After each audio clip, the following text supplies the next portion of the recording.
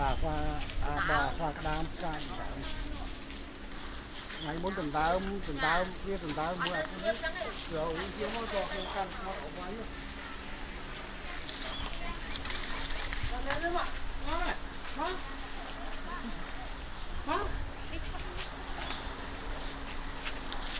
cái này là con trai nó đấy đấy đi lên này đi lên này lên vô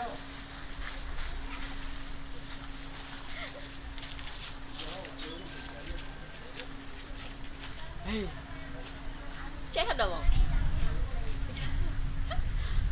Này ông mơ một lần cho bác sao không ạ?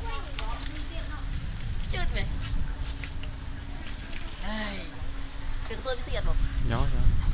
thật luôn mà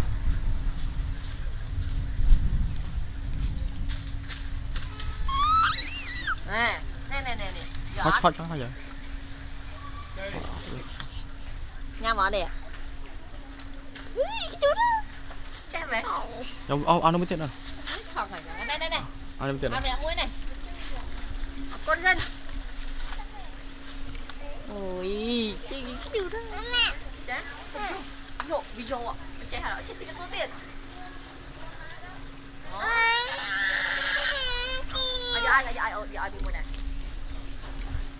mà cổ trời buôn biết rằng xuống ở trên bát nhanh nhật lôi mình tên nữa rồi chọn tầm bạt này